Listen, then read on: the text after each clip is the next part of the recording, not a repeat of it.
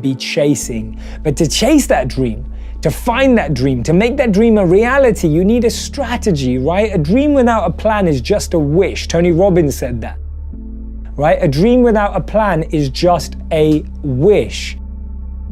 How many of you have a crazy dream or a crazy goal? I want you to write out in the comment section, what is your crazy dream? What am I good at? What do I love? What does the world need? And how do I get paid for it? To me, those four help you unlock your passion. I often say to people, your passion is for you, your purpose is for others.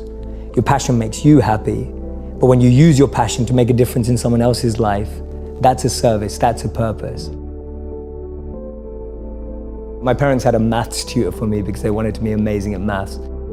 I was pretty good at numbers, and I'd have this tutor and he'd tell me that, he goes, the reason that you're struggling with the next question is because you're always worried about what your parents think. And that really stayed in my head. I was just like, wow, so as long as I'm trapped by what my parents think, I can actually never find the answers to the real questions of life. I always feel it's a matter of role models. You can't be what you can't see. And I feel I would never have become a monk unless I saw one. Yeah. If no one's ever seen a presenter, you can't think of being one. If you're in a company, look at the person who's 20 years ahead of you and ask yourself, is that where I want to be? If you're in a startup, look at where other startups have got to in similar roles and go, is that where I want to be? And if the answer is no, then you need to find a new path. And for me, the answer at that time from observing was no. The path that my parents or society or the university I went to or the community I had that was carving out for me, it didn't feel like the path for me. So I was almost seeking an alternative or a new path. Today, I'm not what I think I am. I'm not what you think I am. I am what I think you think I am. Right? And just let that blow your mind for a moment. I'm not what I think I am. I'm not what you think I am. I am what I think you think I am. So we live in this perception of ourselves. Hence, my identity is made by what my parents think I should be. My identity is made up by what my college or university thinks I should achieve.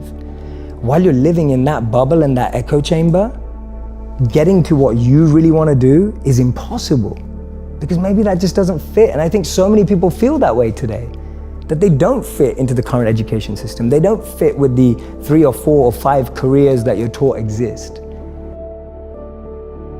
Most of us just throw ourselves into the deep end and then try swim and figure it out. The problem is we all went to normal schools that try to put stuff in us rather than take stuff out of us. You know, you were told at school that you weren't very good and you weren't good at English, and now you have a New York Times bestseller, right? Yeah. And it's like no one noticed that potential inside you. No one noticed that, oh, Lewis was really creative. And you're not the only person. There's so many people who feel like that. So the modern schooling system didn't extrapolate your self-actualization, your element, and just try to put maths, English, science inside. So the point is that you're trying to get to such a strong foundation that when you interact in the world, you're going with a sense of strength, fuel, energy to make a difference. Rather than going into the world and then going, oh my God, where am I, trying to figure it out. People were so far removed from their own understanding of themselves that they were either lost living a life they didn't want to, lost living up to someone else's expectations, or lost becoming someone to impress someone else. The biggest challenge is that there's just so much noise. It's like, have you ever had someone in your home, maybe it's your wife or maybe it's a friend or whatever, just play a really bad song too often? And just think, oh, turn that off. And after a while, it's been on for so long that you become immune to it. Like it's just there and it's still on. It's there in the back of your mind and you didn't manage to turn it off. So the noise that I describe in life, whether it's your parents' expectations, whether it's society's expectations, whether it's your partner's expectations, all of those are like noise in the background. And that noise drowns out your ability to understand the mind and the intelligence. That's one of the biggest trip-ups. Don't waste your time, Steve Jobs, don't waste your time trying to live someone else's life. You know, don't be trapped by dogma.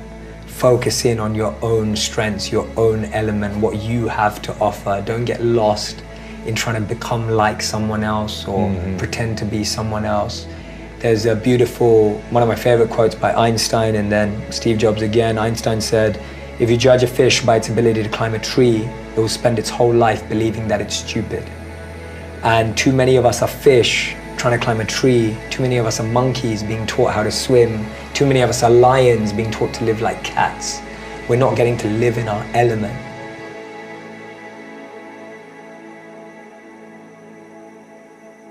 Priority is on the root of things, not the leaf or the symptoms.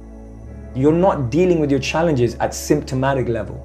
You're dealing with it at root level, right? People say, oh, if you're stressed out, just take a stress pill. If you're stressed out, just go to get a massage.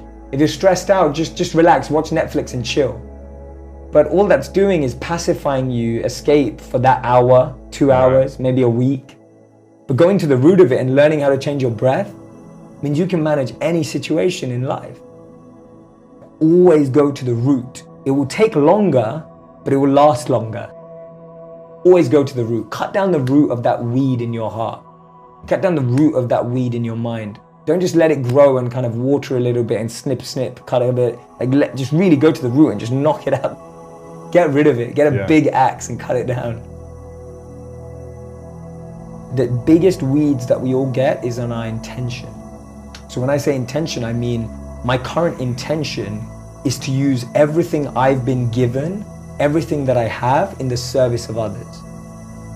But every day that intention, which is a beautiful little plant that's growing, gets weeds around it. No, do it for the money. Just do it for the fame, do it for the followers, do it for this. All these weeds are like going around my real intention every day.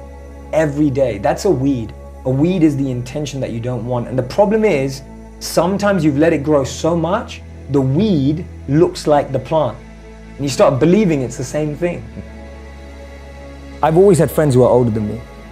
And I could see a lot of them in the most successful careers, successful jobs, beautiful partners, whatever it was. But I saw a sense of lack of fulfillment, meaning, and purpose in their lives. And I've always been an observer, and I would see these people who are like 5 years older than me, 7 years older than me, maybe 10 years older than me. And I'd be watching them and go, is that the life I want? And often the advice I give to people today is fast forward where you are, look at yourself in 10, 15, 20 years time, and ask yourself the question, is that where I want to be? I think it's Thomas Edison who says, when you feel you've exhausted every option, remember you haven't. So I think it starts even at a physical level. Anyone who's a physical fitness or a health coach will know that different bodies need different food, different sleep, different fluids. We don't all need the same thing. Me and you with different body types can't do the same workout. Our bodies have different tolerances in different things.